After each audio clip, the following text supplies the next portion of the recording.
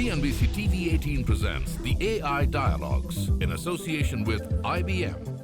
AI can also help gauge public sentiment. It can pick up conversations, especially on social media. And all of you have social media channels now that your banks are tracking. So Senthil, if I can come to you at Bank of Baroda, are you doing anything like that, gauging public sentiment from the chatter that's happening, the user-generated content that's happening about the bank?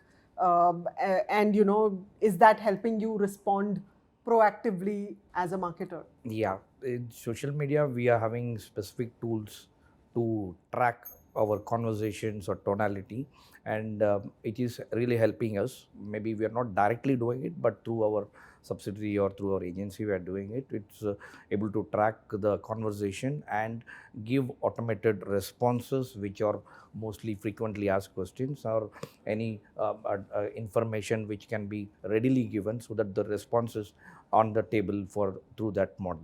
But however, it's only hardly, if you say, it can be only 20% of the queries which run on this model, but the rest of it, because it's not more only on information or any kind of a simple query, that it can be responded through these tools. But majority of the queries in social media, it requires to understanding of the customer's actual issue and then related to the bank's policy and then communicating. Although we are preliminarily we are doing this to meet the TAT for the basic queries of the customer, but there is still a lot of effort which needs to get into such kind of complex queries in social media, which can really bring a kind of a different tonality to the entire brand itself. So it's a very sensitive area, which I think that it's too preliminary to dwell upon on these tools, but at the same time, to solve simple questions, make it the TAT and the response to be better,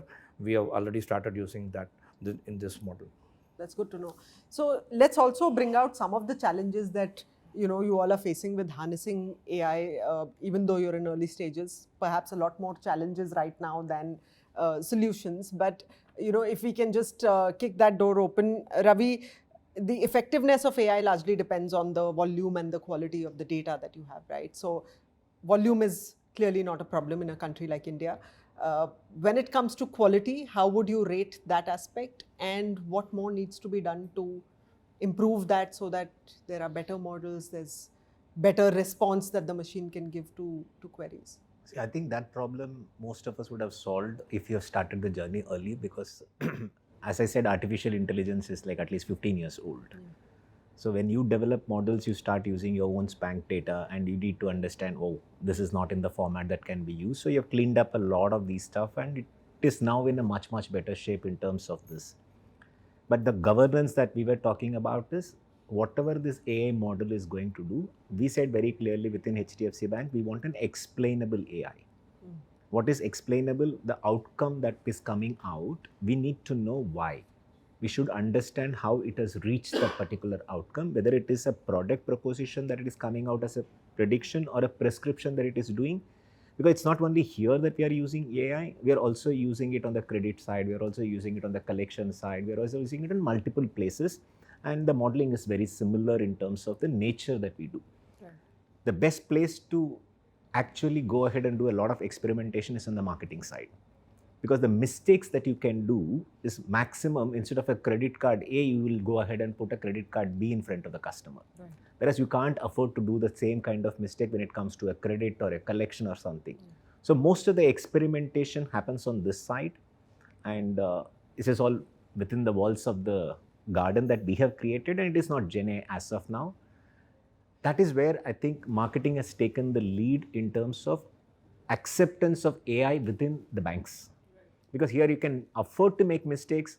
It's not a great problem area. But if you are able to get the explainability of the modeling that you have done, it gives the confidence for the organization to start using it in the other areas. Yeah.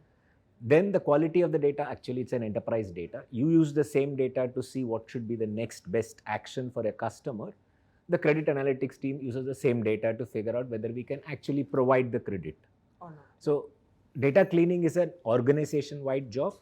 I think most of us have moved a long way in that, because this all started maybe 5-10 years back. Today, I don't see that as a problem. Okay. So that building block is sorted, and Sorted. that's not a problem. Okay. And Rohit, the other big thing is, security, especially when it comes to financial data, right? And compliance, of course, all of you have spoken about a little bit, but we are also in the era of scams and data breaches because technology, scamsters are also moving at the same pace, perhaps a little faster than everybody else. So how do banks then really ensure data privacy and maintain the ethical and responsible AI practices like Tuhina was talking about? And what more needs to be done on this front as we leapfrog into the future as far as Gen AI is concerned? I think for me, on security bit, if you hear and see most of the fraud which happen is how fraudsters are able to take advantage of the gullibility of an individual. People, yeah. I think our security systems are robust that you don't see a lot frauds happening there. The biggest fraud is it's all about greed. I think what fraudsters are doing is to understand what are the places that they can take advantage of an individual and creating propositions for that individual to be able to take advantage of his money. Because you're not seeing the same thing happening for the last 10 years. Every 6 months a new thing is coming. You've heard of deep fakes coming, where someone is impersonating your voice. Yeah, I was just going to come to that. Yeah. So, and finally the action has to be taken by the customer. So how can you educate the customer, understanding what could be the potential use cases which should come? So I think that's one case.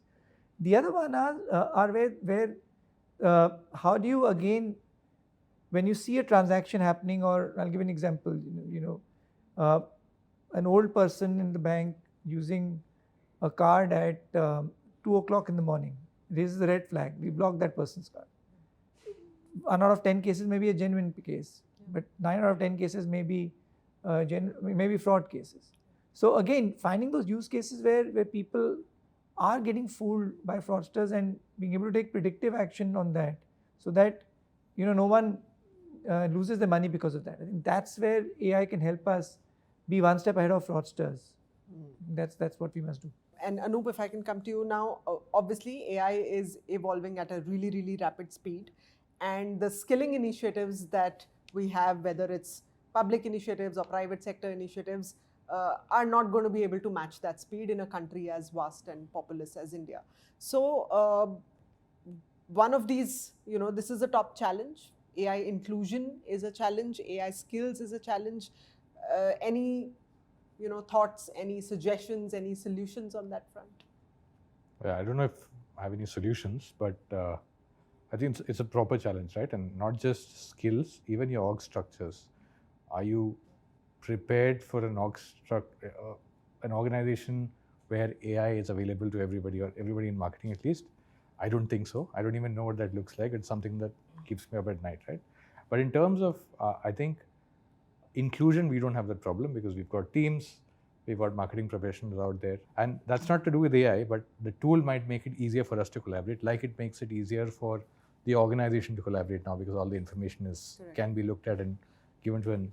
But I do think that curiosity that marketers need is still important. You could give, I know that somebody in HR sent out 6 courses to my team day before yesterday.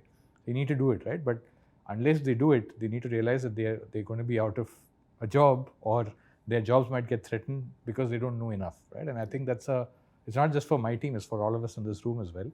So Nipun, if I can come to you, if we look at it from a marketing lens, this could then tomorrow mean discriminatory targeting amongst consumers. It could mean exclusion or reinforcing certain types of stereotypes that exist in society, and Anup had touched upon their campaign earlier.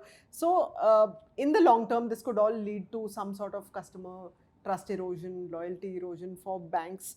What kind of checks and balances should organizations, not just banks, any organization be putting in place for this? Today, I think we are at a stage where all of us are experimenting with it, but at the same time, the talent is being prepared about it.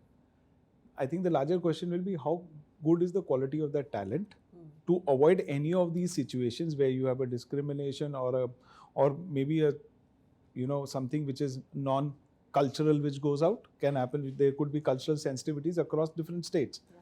So I think So largely it's going to be the quality of training and how conscious we are. We may not go 100% auto mode on AI as marketers and have the human lens still continuing in it to avoid these kind of situations.